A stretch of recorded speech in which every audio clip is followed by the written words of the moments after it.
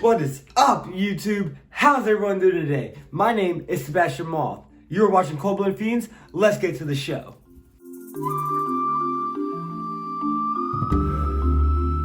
In today's episode, I am finishing up my Bioactive. Not fully because I still got some plants that need to come, but their shipment got canceled because it is really freaking cold outside.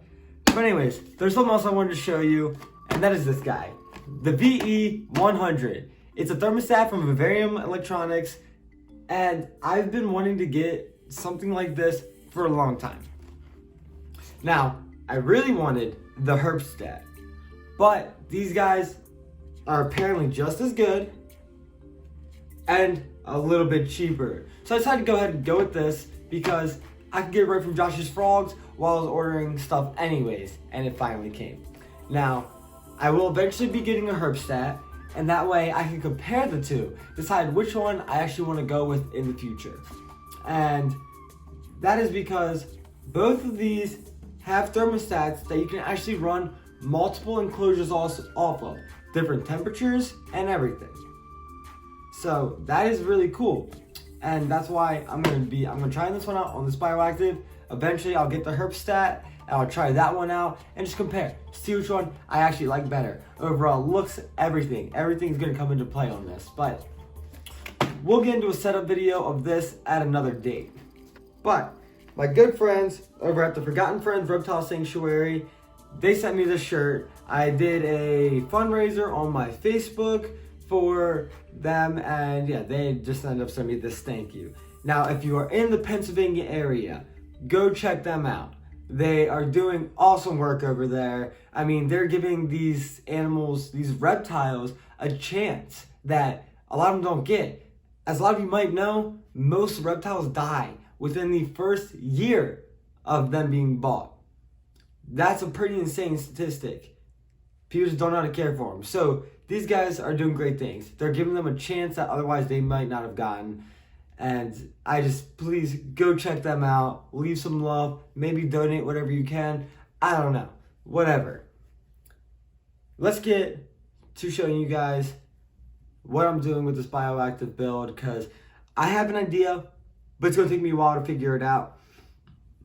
I know I said I was going to do a comprehensive guide on building Bioactive, but the thing is most of it's self-explanatory. The background, you just spray great stuff, gaps and cracks, and you just put it flat out, whatever. Unless you're doing something like economies where you want it to look like a rock, you want ledges, stuff like that, then you kind of bubble up in areas. You just have a vision of what you want to do and spray the foam on. Now I put pots and planters and sticks and all that fun stuff into this Bioactive. So really, all that's just pretty self-explanatory. That's all stuff you can do however you want to do it. Just make sure you let the foam cure for at least 8 hours, and then you can start carving it out. Now, the siliconing part, you just want to make sure that you are covering all spots. I've had to go back multiple times off video and just touch up spots, because some spots I just missed. I don't know how, but I did. I just missed them. So there's a lot of spots I had to touch up. Now, another thing I did off camera was that I went ahead and I took this large spray bottle that I got for my animals because my other one broke and it wasn't enough water. I used it for water bowl changes and stuff like that. I had to fill it up like 3 times a day. Ridiculous. So I went and bought this thing. It's just a yard sprayer for like pesticides and stuff like that. But super cool. You just untwist it, you pump it up, you lock it in, so it's got a little handle, you got your little sprayer. It's raining. And yeah. So I just took this and I went ahead and I sprayed the enclosure down. I put this on like kind of a heavy stream, so that way it hit the enclosure pretty hard, and that way I knocked off 90% of what was already gonna come off. When it dried, I took a brushed the rest off, I hit it again, and boom. Now everything that's gonna come off that enclosure, pretty much, or that background, has pretty much came off. I went back today, I hit a couple more spots, so that's got to cure for 24 hours, but nonetheless, that they're just tiny little spots. I can go ahead and set up this enclosure and it's not gonna hurt anything. So, oh, the silicone, make sure you're using 100% silicone. But nevertheless, let's go ahead, start building this Bioactive. I gotta get my supplies set up. I'll see you guys, actually, in here. I'm gonna be doing it in here because it's gonna be heavy once I'm done. So I'm actually not gonna be doing it out there. Yeah, let's get to building the rest of this Bioactive, guys. See you in a second. Alright guys, here we are. Here's the enclosure. I don't know how well you can actually see it, so I might go ahead, put a light on it, and yeah, just so you guys can actually see inside of it. Let's do that real quick. Alright, I think that's a lot better. So all I really need to do is go ahead and finish cleaning out all of this substrate in the bottom, and then we can go ahead and get started, guys. So I'm gonna go do that real quick, and I'll be right back to you.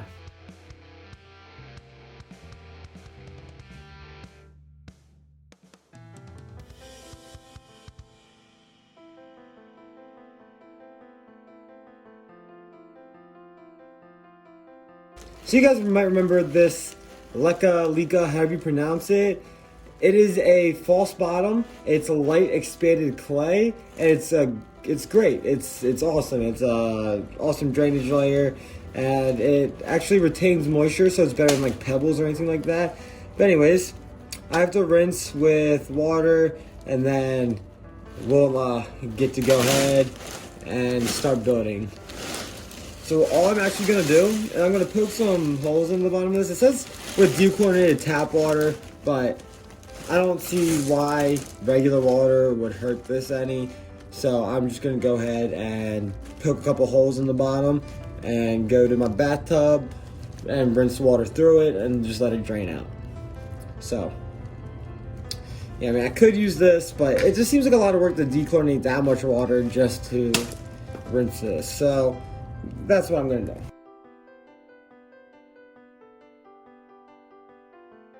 So you want about 2 to 3 inch layer of this stuff.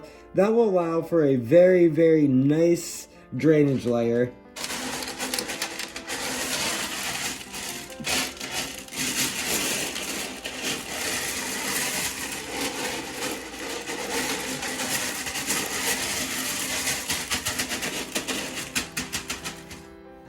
And these little guys, they're just, like I said, little clay balls. Nothing special. You can hear them sizzling and popping. Just kidding, they're not sizzling. You can just hear them, like, the air coming out of them.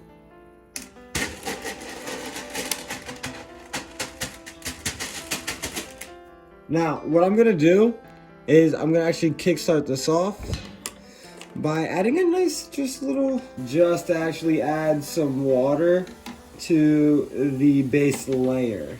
Now, bioactive setups, as far as I've read, you actually want some water to be sitting in the bottom. That's why it's here. It's for beneficial bacteria and stuff like that. I'm just gonna go ahead and spray these until I see a nice base layer of water in the bottom. Now, one thing you can do is you can actually take some of if you have a fish tank, you can actually take the filter and you can wring it out into this, and that'll actually it'll jumpstart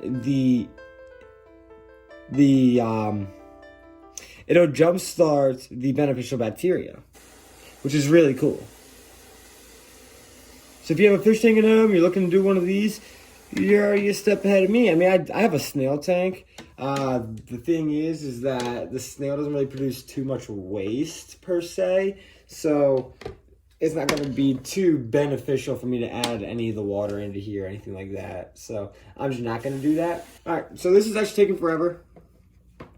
So what I'm going to do is I'm going to go ahead and just dump some water in. And that should add a base layer of water. And it does. Awesome. So that's going to actually give these guys a nice little... It's going to give this tank a nice jump start. That's all it's going to do. Nothing special. Now, our next step is actually going to be a false or a substrate barrier. So I just got this picked up off Josh's Frogs again. Once again, check the links below for everything I use in this video. And all I'm going to do, I'm going to go ahead and drop it down here. You want to make sure it's covering everything. A little bit more is better than a little bit less. So just keep that in mind. So now I have a pretty good false bottom going. Just gonna fix it up, make sure I got enough on all sides. There's nothing missing, and there's none of that leca exposed. Now for a slightly more fun part, get to mix the ABG mix up, and then put that in there. Look at this. Look at this. Hey Noms, you just watching me? You just watching me? God, I love this girl so much. She's such a good little snake. I'm gonna pull her out after I'm done building this, huh? Hi. She's awesome. Love her. She's so curious. I mean, like I said, like she just came up and was watching what I was doing. She's like, "Oh, what's going on over there?" She thinks it's for her. It's not for her. Noms, you can't live in a tropical area. Although Egyptian false cobras are found in the Mediterranean. So they do actually go to more humid climates, which is really weird to think about, the arid snake. So I've actually been thinking about giving her a humid hide to see what she does with it. But anyways, let's get back to the main point of this video, the bioactive enclosure. I'm gonna go ahead and mix up this ABG mix. Now with ABG mix, you want to be able to kind of squeeze it and it stays its shape without dripping. And that's exactly how I have it now. So let's go ahead and fill it up.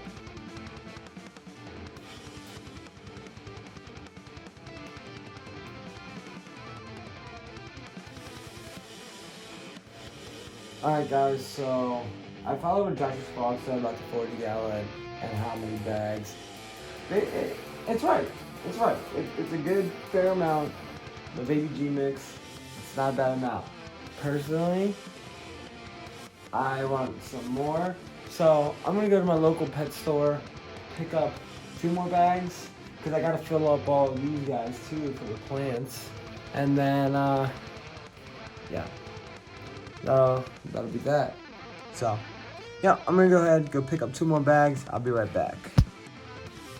Alright, just got back from the pet store and gonna go ahead and mix up this ABG and then throw it in there.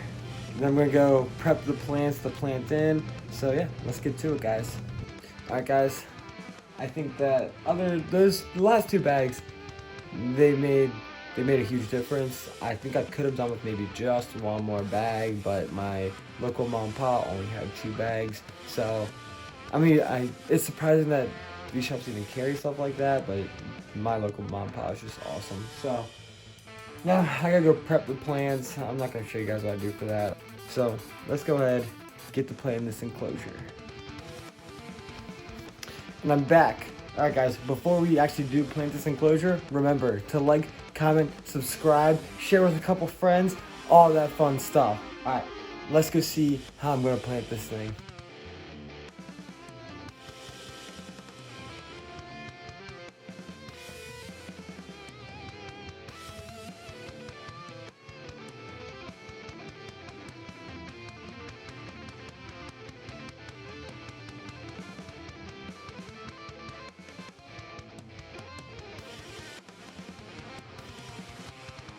Here's what this enclosure will look like every day I come in.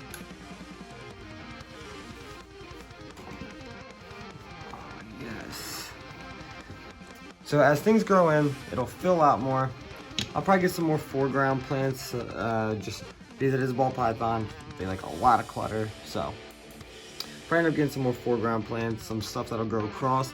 Heck, if this blue drop series does good in there, I might add one in this corner over here.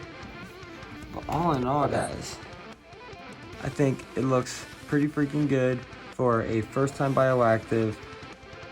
Not ready for a ball python by any means, but I'm gonna see how everything grows.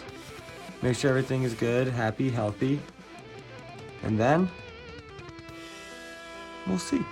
I could not be very much happier with how it turned out. Alright guys, now it's just time to add the finishing touches. Isopods, springtails, sphagnum moss, leaf litter. Let's get to it. Now I actually need to go get some more sphagnum moss. This is all I have left. So all I'm gonna do, go ahead and take some. I'm gonna place it in various places around the plants just because that is gonna be the most important part for a lot of their growth. And it's just gonna add that nice little naturalistic look that I'm going for. I'm not placing too much on the ground because I have live moss coming that I want to put in here. So mostly what I'm doing is I'm just putting it on the plants up here. Now you might have noticed I didn't put a plant up in the top corner over here that I have a thing. I didn't have anything I liked up there, so I'm going to basically be on the lookout for a plant for that area. Something maybe viney that hangs down, some maybe long that I can bring up and over both these branches. I don't know. Like I said, I just didn't like anything that I put up there. So I don't know. Maybe I could try this guy right here. I could try putting that up there. See how that grows in. But it's kind of hidden anyways, so I have a whole colony of springtails right here. Let's go ahead and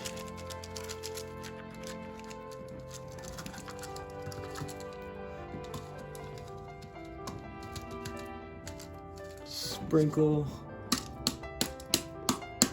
some of these guys all around. And I get asked all the time, won't springtails just climb out of the enclosure?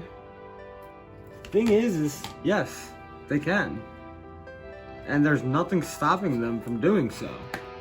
But the thing that is stopping them from doing so is a thing called they have food and the correct parameters for them to survive all in there. So because there actually is no food for them in here, I'm gonna go ahead and just sprinkle a little bit of that. That'll mold and it'll become a good food source for them. And then I'll add these dwarf white isopods.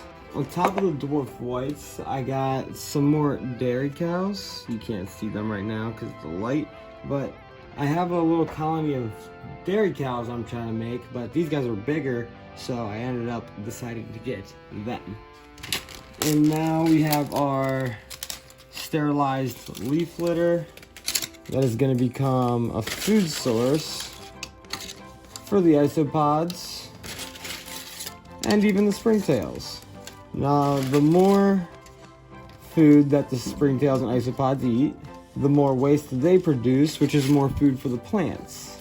This will also add a nice hiding spots for the isopods. And there we have it, ladies and gentlemen.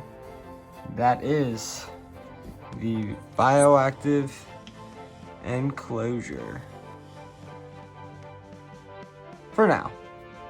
Things will probably change before Tenya goes in there, but we're gonna see how this goes. I'm gonna give it one last spray down, and then we're good to go. Alright guys, and that is today's video. I am ecstatic with how that turned out. You see these parlor palms in here? I actually have one growing in my living room. I was thinking about putting one in there, but now I'm looking at it, I don't think there's really any room for it, so it is what it is. It's whatever. I was thinking maybe I've got some spider plants. I was thinking about maybe taking a baby off, cultivating that, putting that in there, letting that grow in. But they grow really fast, so it'll outgrow the enclosure in a couple months. I had a bromeliad I was going to put in there, but it was too big. So I'm going to wait for the bromeliad to make some babies, and then I'll actually connect it to one of the branches. Probably like connect it right here. And yeah, I'm just gonna keep an eye out for some cool plants that I can throw in there. But I think it looks good for now. I'm gonna see how it grows in, see what I can change, stuff like that. It's gonna be an ever-changing environment. And once I get this one done, I would love to start building some more for all my other animals. Like I said, gonna redo kiwis here soon. Very soon. I got the stuff for it now. But yeah. Alright guys. Remember to like, comment, subscribe, all that fun stuff. This has been Cold Blooded Fiends. I'm out of here.